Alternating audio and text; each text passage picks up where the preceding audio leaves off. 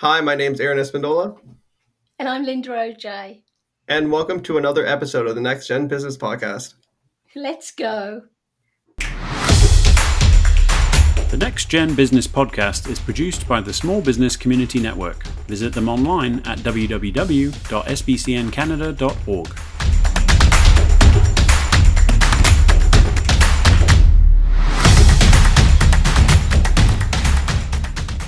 So, Linda, today we have two special guests. I was able to get them onto the show today, and their name is Cole and Allan, and they are the masterminds behind a company called Acid League. I'm going to let them kind of talk a little bit more about what that is. So, Linda, if you want to say hi to them.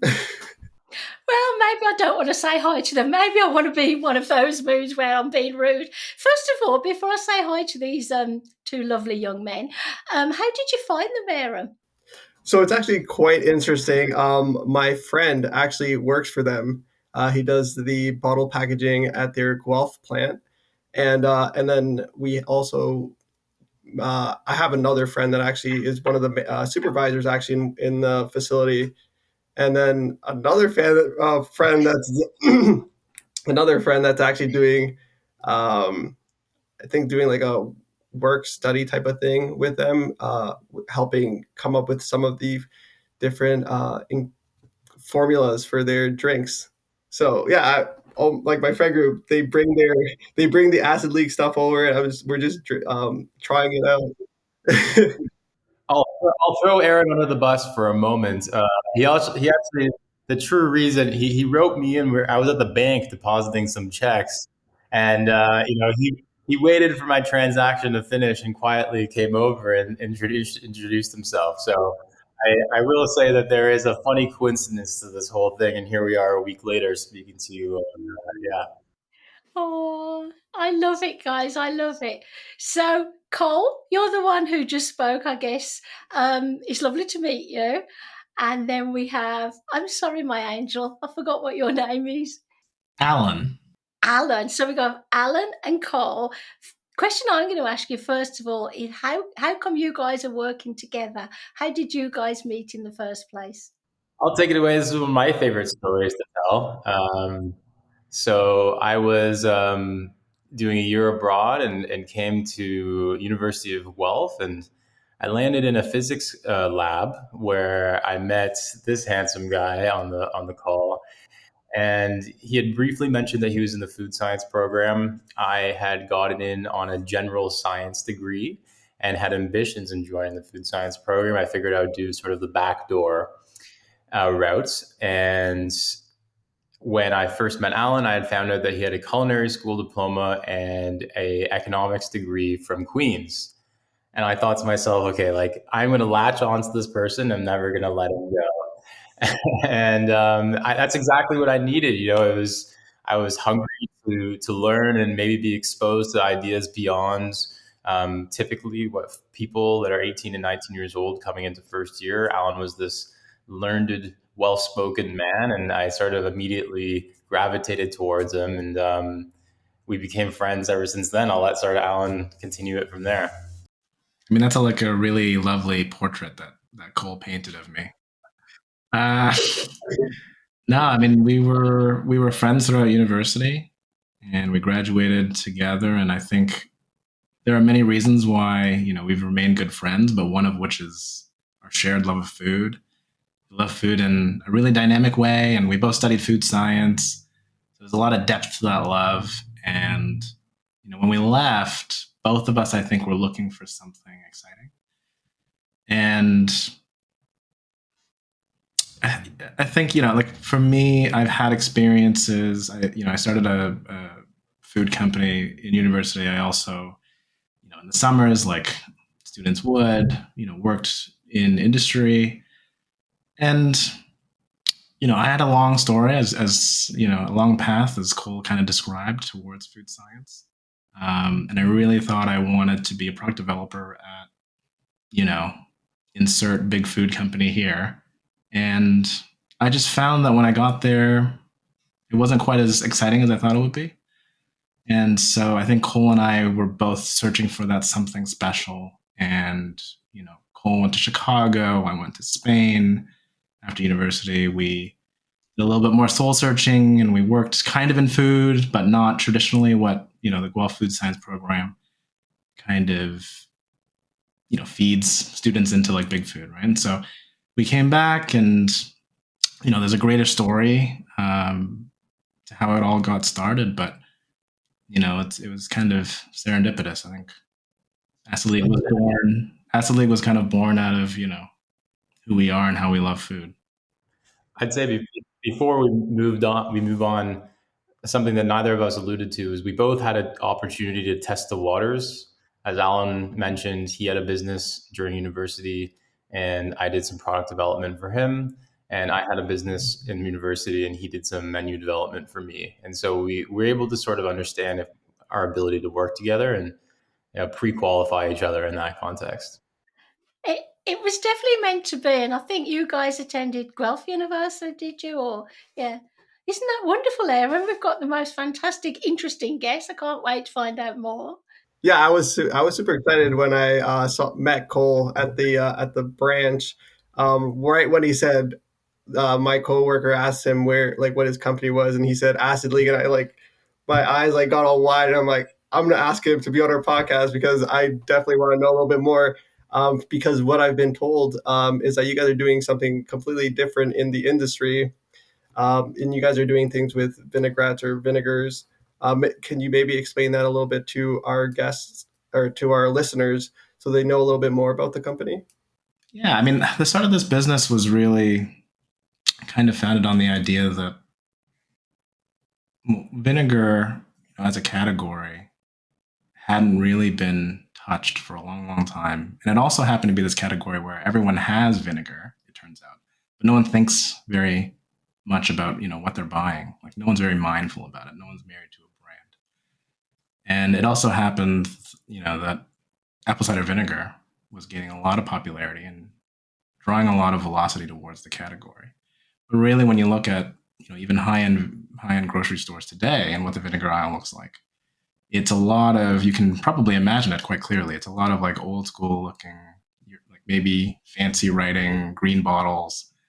It all kind of looks the same. And so for us, it was an opportunity to kind of bring a few different factors to the table. One of which was, the health benefits that people were being drawn to in apple cider vinegar, but then also add the fact that, we could design packaging that was for modern day, we'll call it. And the last piece was, and the most important piece was, we go back to Allan Mai love of food and our very explorative nature. We wanted to offer flavors that were different. We didn't want to make another apple cider vinegar. We didn't want to make another balsamic vinegar. We wanted to inject a lot of life into the category. And so, Cole and I, in Cole's basement, were just making vinegars for a while, and we came across a way to make it super delicious, artisanal vinegar that could be scaled, using our food science background. We could actually make artisanal vinegar at a large scale. And so it was really exciting because ultimately, the vision for Acid League that you're starting to see manifest is everything at the center of the grocery store actually uses vinegar. And sadly, they all use distilled white vinegar. And so the idea is, distilled white vinegar isn't as delicious as literally any other type of vinegar. Why make, a mango habanero hot sauce with distilled white vinegar when you can make it with mango vinegar, for example, or any other flavor that we've been able to develop. So for us, it was an opportunity not only to bring life to vinegar, but bring life to the pantry. I have never heard this conversation about vinegar before, and I'm a Brit, as you can tell, so I'm going to astonish you and say the only kind of vinegar I'm really into is the malt vinegar you put on your chips, your fries. I'm sorry, guys, but you are educating me. I'm very interested in the health benefits. Does your product have health benefits too? Yeah, it supports, a healthy gut biome. So it supports gut health in the same way that raw and unpasteurized apple cider vinegar supports gut health. we also make, living vinegar that is unpasteurized and raw, but it's not apple. It's just a different flavor. So it's all the same benefits as apple cider vinegar. It's raw and unpasteurized, but you can have different flavors. In fact, I think it's still Cole's favorite vinegar of our line is our smoked malt vinegar that has all the benefits of apple cider vinegar. And quite frankly, it tastes better than what is classically malt vinegar. I mean, malt vinegar is traditionally just distilled white vinegar and some caramel coloring. It's not it's not as sophisticated. Like we actually take malts and boil them like you would at the beginning of beer, but instead of turning it to beer, we'll turn it into vinegar. And we've chosen some smoked types of malts, and so it lends itself. It pretty much produces a very complex, a lot more nuanced version of a malt vinegar. It's game changing. It is game changing, Aaron. This is just amazing. What do you think? Do you like any certain kinds of vinegars yourself? For me, I'm not like I don't really cook that much, so I just stick to like the white vinegar. But when my friends bring over, I think it's the Proxy. That I try those stuff. I really like that. I'm more like I like the really flavorful things. So that's what I noticed about your drinks. It's really sweet too. At least the ones that I had, and it was really good. The one thing I do think is pretty awesome is that you guys both started companies before that, while you guys were in university. So maybe when you guys started Acid League, were you guys as scared or worried about starting this new venture, or were you guys like ready to like just jump on this idea and just ready to tackle it? Did you guys have a different experience? Yeah. Do you mind actually before I answer that question, I do want to acknowledge something that, and I think it could be some tactical advice for your listeners. And Linda, you had asked Aaron, like, do you gravitate towards the vinegar and this and that? And I think it's important to illustrate what a challenge that might be, right? You're coming out with products to the market and there's behaviors associated with it. People that maybe typically wouldn't have gravitated towards the vinegar aisle. Allan alluded to it a little bit earlier. There's no brand loyalty. People don't know what to do with these types of products. And so it's a big challenge for us to be able to create behavior, be able to create education for consumers to be able to actually understand how to use these products within the kitchen, whether you do cook or have experience cooking or not. I think that tactical advice is to be able to understand, like, how do you create the consumer challenge? How do you create behavior and be able to educate them from a packaging point of view, from a retail and messaging point of view, to be able to educate them appropriately to have ultimately more turns, more people gravitate towards your product and buying it. So I just wanted to acknowledge that, because you kind of put somebody in a scenario and they almost don't know what to say. And that's not the first time that we've been in a scenario like that, right? But because acid is such a core component in cooking, once you figure out and it sort of clicks for you, you understand how applicable it can be throughout your entire journey as a cook or a home cook.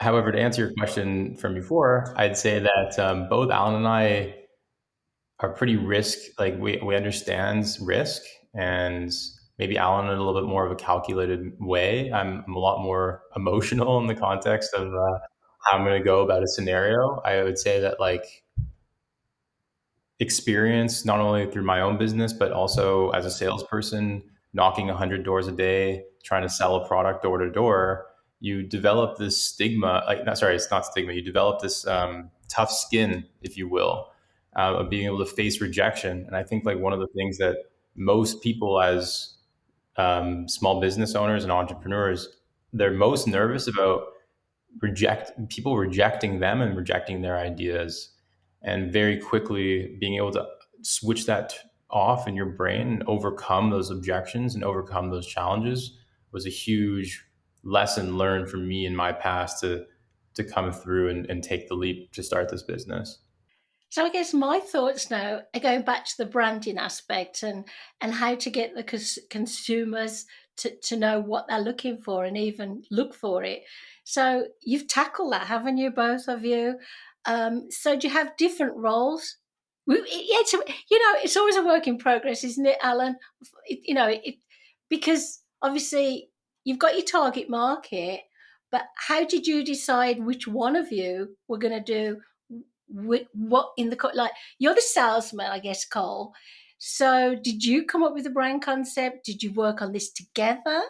So Alan and I have a joke, and I don't want. I know I deterred us, but I do want to hear Alan's answer to Aaron's original question. We quickly realized that I could take a product maybe to a 6 or a 7 out of a 10, and Alan can take it well beyond an 11 or a 12. It was very obvious that the required focus and dedication that Alan sort of has innately, those skills could bring those exceptional products to the market. And it was an easy, we didn't have to like fight about it. It was very clear about like who was going to gravitate towards which business unit, if you will. Yeah, I think that last part is especially true. I think Cole and I, being friends for a long time, we just understood who we were. And I don't even remember having very formal conversations about what our roles would it just evolved naturally. And it's not to say that it just naturally fell in smoothly. Like there were times when we, maybe both did something or we shared tasks and it was inefficient. But more or less, yeah, I think it was pretty natural and organic the way that. I love that. I love that. And you've been in business 2 years now, am I correct? A little over 2. A little over 2 years. Where did you get the financing? Where did you get the money to do this? Because I'm sure it's not free. You didn't suddenly do all this. How did you find the money to do it? Have you got backers? Did you get a loan? Yeah, so I mean, Cole could probably tell a story because he made first contact. But our third partner, Scott, serial entrepreneur, grew up in the food space. I think the three of us just got along, and I think really when you talk about risk, because I haven't given my answer yet to that last question. I had started a business before. I knew, specifically food CPG as well. Cole did more experiential food experiences, which is a slightly different business. So I knew how difficult it was. I'd been through the entire process, talked to retailers, tried to work with distributors, the whole shebang. I knew how difficult it was. I knew how much it was. It was a lot. And I think it's not that I was against starting another business, but I probably at the moment was thinking more, I'll get more experience and maybe one day I'll start a business. Both my parents are entrepreneurs, so it's in the blood. But I think probably what de-risked it a little bit for me was when we met Scott, really into working with us, and he essentially decided to give us the seed money to just get started. For me, it was too good an opportunity. I think I spoke a little bit about graduating, not wanting to go to big food, trying to find what it is I wanted to do. Went to Spain. Was a fun time, but it wasn't exactly what I was looking for work-wise. I came back. If someone's telling you, this is the dream, I get to work with Cole on something that we both love, and it gets, we get startup financing. It's it kind of, I don't want to say it was a no-brainer because I still had to think about it a little bit, but I didn't have to think too long. Linda, definitely sounds like Cole and Allan both really knew exactly what they kind of wanted to do. And although it was a risk, because they are entrepreneurs, that they were willing to take that risk. And the one thing I really like that I heard was that I also try to do a landscaping company with my best friend.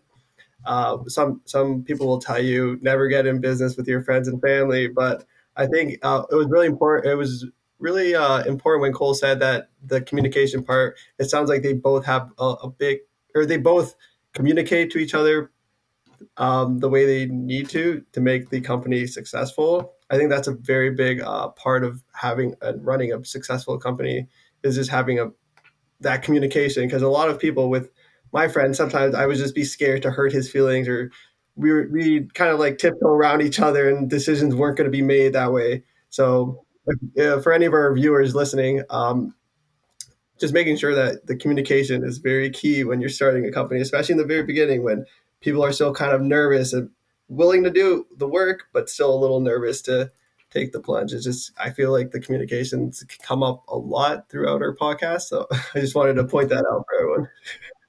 You are definitely right. It's such an awesome story. I want to drag more out of you to find out, So you got the seed money, you got the financing, you've got a backer. But does that make it easier for you? Because some of our listeners are still thinking about, starting their own business. They may be at college, university, high school. So people seem to think if you're given a pile of money, it makes it easier. So I'm going to ask you, Cole, does it? Because I don't think it does.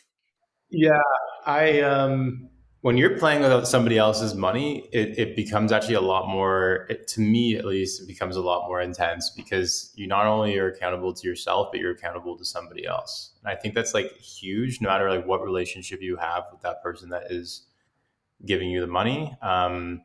It doesn't make it any easier. It definitely fires you up, and you're going to battle every single day to be able to fight to show that money was worth the investment.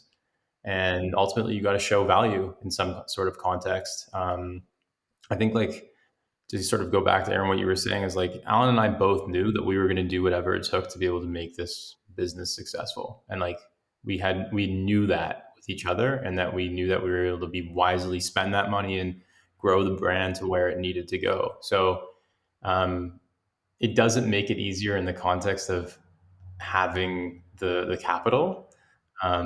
For me personally, it's merely a function of the internal pressure that you would put on yourself. But I'm keen to hear how Allan would answer that question. There's a few ways to look at it. There's what Cole is describing. I completely agree. It makes it more difficult because when I started my other business, I bootstrapped it and I designed it such that the business could pay for its own growth.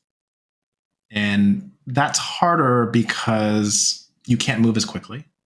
It's harder because it's harder on your body. Ultimately, you have to be doing everything, and it takes forever in order to create enough value to actually hire somebody.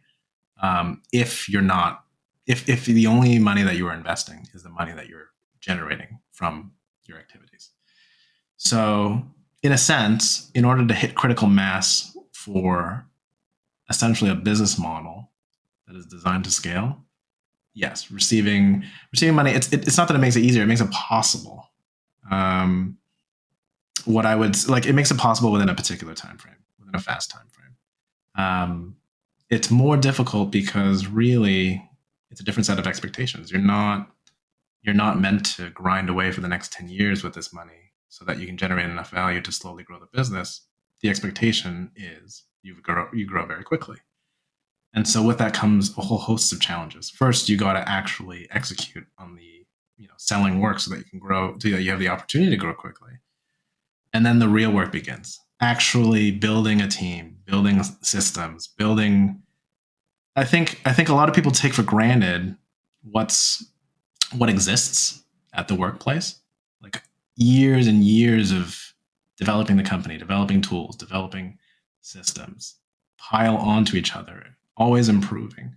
And I think when you're starting from scratch, I think maybe people don't really appreciate like how much that is. And I think even if they did, one of the biggest challenges that I've, constantly facing it today, we'll face it for a long time, is understanding how to right size your growth just internally with your team, how to spend money to like really scale up appropriately at any given moment is really a challenge that doesn't exist if you're not growing this quickly. So yeah, it's just a different world. Look, great answers. You've both got such different answers, but work together. And I think this is why you guys work together. I know I'm going to let you have a go in a minute. One more questionnaire, and then I'll leave Aaron to talk to you. It's just so amazing. I've worked with a lot of small businesses, as you can guess, and yes, some of them think that if they've got lots of money, it's going to be easy, and they do fail because they don't try as hard and they're not as passionate about it as you guys. What what do you think, looking at your target market's perspective, your brand is speaking to people, your brand is saying to people? How do you feel, the brand comes over to the customers if you were one of the customers? I think I can start. Cole can tag along at one point. I think there's a lot of things. There's a lot of depth to a brand, and so there are actually many types of people that would be drawn to it. I think for me, the part of the brand that maybe I love the most is that it is the most culinarily adventurous food brand there really is. And we push the boundaries. We make more and more interesting things all the time. And we just have fun. And I have seen feedback from a lot of people, whether it be emails or on social media. I think the fun is coming through. I think people are excited. They think some of the stuff that we launch is fun. They think it's cool. They think it's mind blowing. It seems to have an impact in different ways. And ultimately it boils down to, for whatever reason it makes an impact, it's memorable that, what we did. And it's just meaningful food, that you can't really find anywhere else. And so I think for the people that follow us, what's one of the things that's being kind of conveyed to them is that, we are different, to the point where like our food is truly different, and you're never ever going to find, for example, we you can look at any of our proxies, every single SKU unique from each other and unique from anything that's ever existed on the market. I think to add on to Allan, he's speaking about the product concepts, everything that goes inside of the bottle. And I think that the other half of our customers gravitate towards what's going on outside of the bottle. Allan and I, very, very early on, and are aligned with our other co-founders, is that the visual aesthetic of the Acid League brand is critical to our success. And our fourth co-founder, Ray, our creative director, has been doing a tremendous job of being able to build that brand identity. And you walk into Whole Foods right now and you see an 8-foot set with 13 products, and you can snap your fingers and know exactly this is Whole Food. This is Acid League. It's unbelievable. And we're, in January we'll have close to 25 products nationally, across every store. And it's unlike any brand on a retail level has ever been able to accomplish in such a short period of time, with the contemporary aesthetic and product concepts that we've been able to bring to the table. So I think that, like, not only is Allan talking about the fun, the creativity behind the product in the bottle, but then also outside of that, there is the premium nature, but also accessibility. We don't take ourselves too seriously. We like to have playful, copywriting on the side, different colors that we like to utilize. And I think that, like, all of these lend itself to what the brand has been able to carry up until now. Perfect answers. Okay, Aaron, take it over. So, with all your success that you guys are having right now, and like you said, you started the company 2 years ago. So is there anything that you would have changed knowing what you do now when you started the company? Is there anything, maybe you guys calculated it properly? It sounds like you guys kind of already had a game plan of how it's supposed to go, and it sounds like it's going exactly how you want it to. But maybe, is there anything that you would have changed? I think a huge thing to consider is that, 6 months after we launched the company or started the company, the pandemic happened. And I think that's, like, we forget that sometimes, that, like, our trajectory had completely changed because of the pandemic. We haven't been able to sample our products in store, and that's, like, a critical thing for CPG company, so it's hard to sort of answer your question, Aaron, without the context of, like, what's going on in the world right now, right? Like, I think that, like, given the circumstances, those decisions that we would have made earlier on to overinvest in something and underinvest in other things maybe would have totally changed because of the pandemic happening. So I think that I personally cannot say that there's nothing that I would have changed or something that I would have made a more strategic decision to invest in back in. Yeah, and we made a ton of mistakes. Like I made a ton of mistakes. We can talk about little mistakes, but when you talk about meaningful, big picture changes, to be perfectly honest, I don't really dwell too much on stuff. Like there are things that I go back and I think about our portfolio and I'm like, was this really the right mix? What are the positions in the portfolio in the vinegar space? Like, is anything redundant strategically? All that kind of stuff. But the reality is, there's so much unknown, and Cole can speak about how long it takes to really get data from retail. And you have a bunch of hypotheses, and you can't really test it out until it goes into the real world. And just given our nature, we've only been in the real world for a little bit over a year. So to some extent, we don't even know, to what degree, if we've made any like huge mistakes, we'll call them, big picture wise. But regardless, I think a healthy attitude is really, definitely learn from it, of course. But I think on a day-to-day basis, I don't really dwell on that kind of stuff. I was thinking that, you've gone through the whole of the pandemic, haven't you? And you've come out the other end, which is amazing because it really, really means that you've had to kind of put aside the fact that the pandemic's going on and just get on with what you love to do and what you're creating and how to get it, there.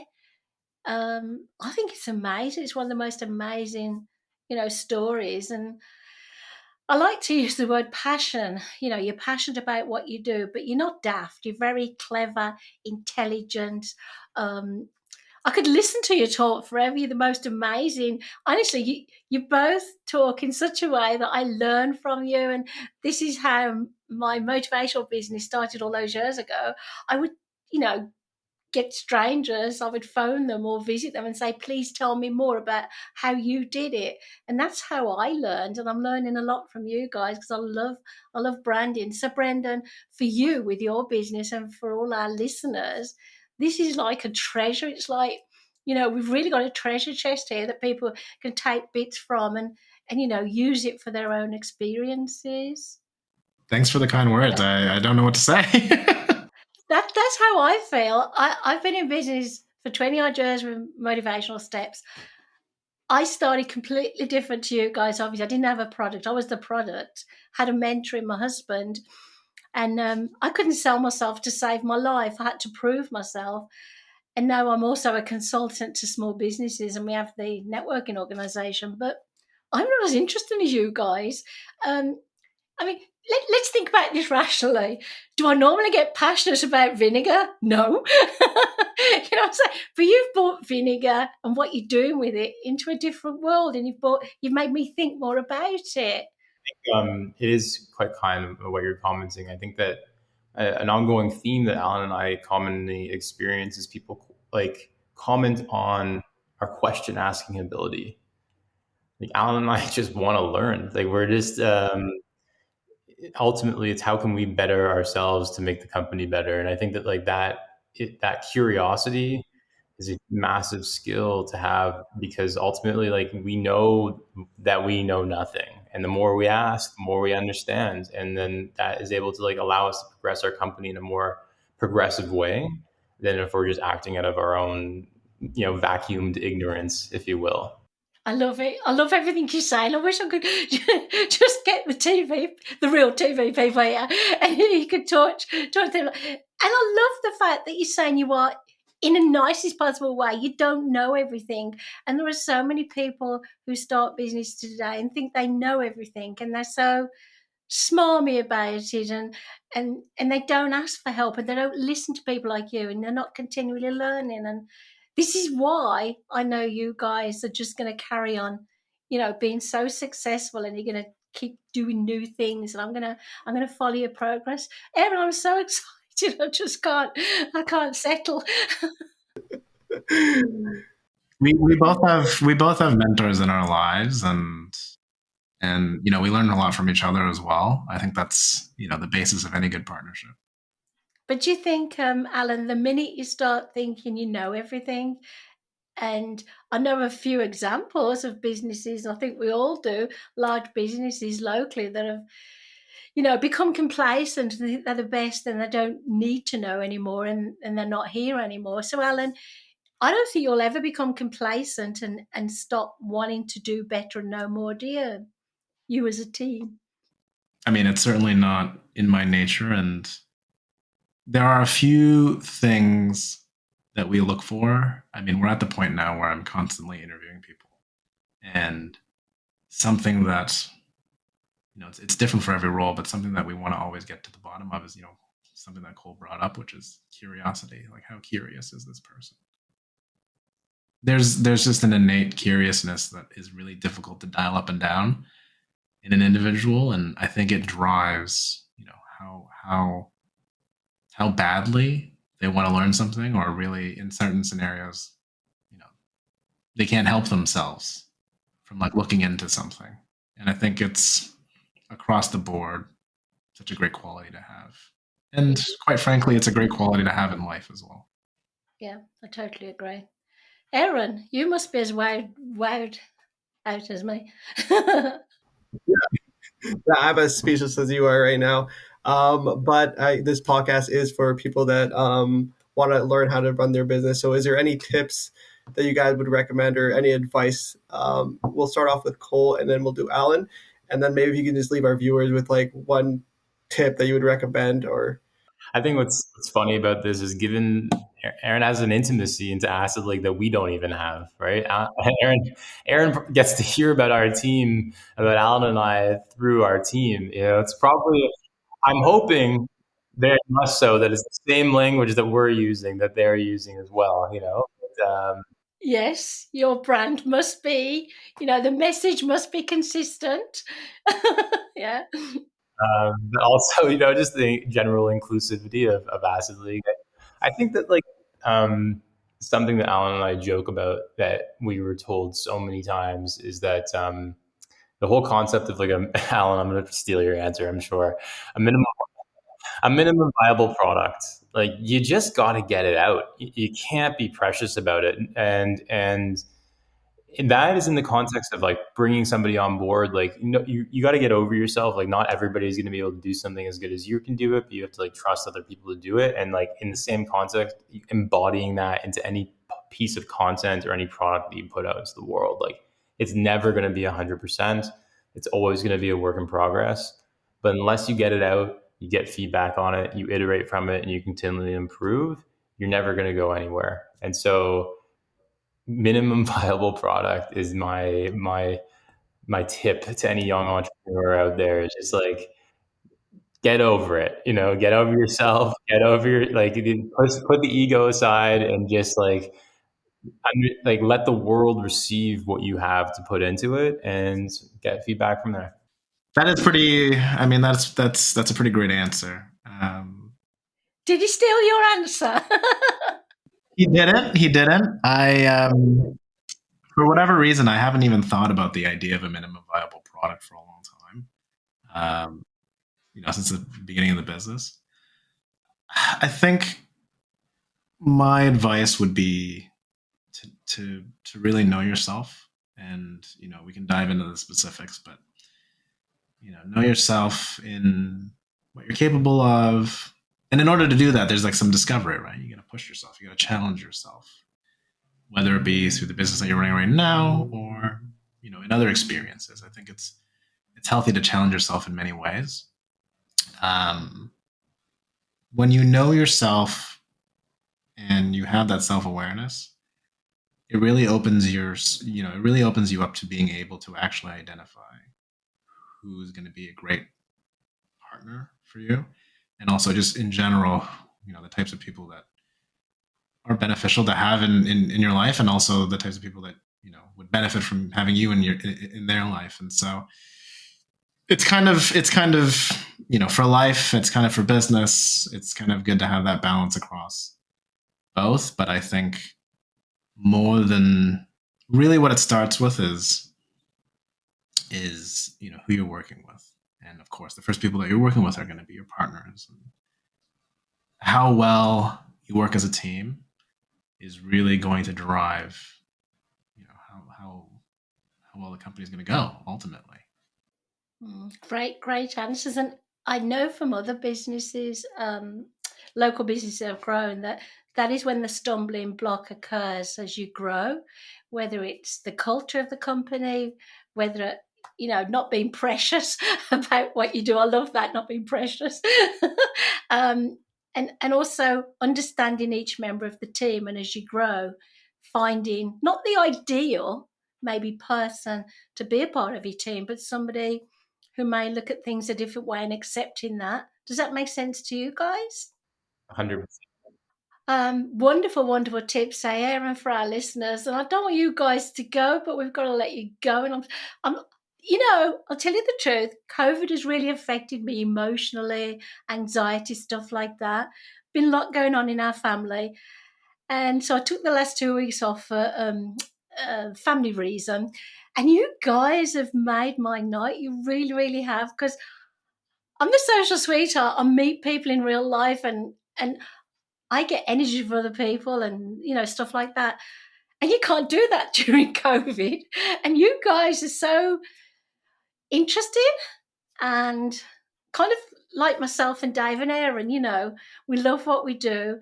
But you guys explain it so much better than I ever could. So you kind of brought me out of my lethargy, shall I say? And I don't meet anybody anymore in real life, and it's killing me. I just can't wait for COVID to be over. This is the next best thing. So I'm going to have to say goodbye to you guys. You will have a chance to say goodbye as well. But I think Aaron wants to say a few words, don't you? Yeah, I just wanted to say thank you so much, Cole, for not blowing me off and coming to the podcast. It was amazing that you guys are here. I love hearing about the company and hearing all those tricks. I'm sure all of our viewers found all the information that you gave them very helpful, and will take or consider the tips that you guys gave. So having said that, just for any of our viewers, just make sure to hit that subscribe button. Share it to any of your friends that are interested in starting their own business. And if you want to be a guest on one of our podcasts, just make sure to send us a DM at the NextGen Business Podcast. And now I'm going to let Cole and Allan just say their goodbyes, and then give us a follow at Acid League. Find us at your local grocery store in whatever section you happen to be going in the shelf stable aisle. We've got a lot of products out there. And hit us up if you're looking for an early experience with a cool startup. We're always looking for talent. Yeah, that's true. I mean, thankfully Cole's here. I would have honestly failed to plug half of that. I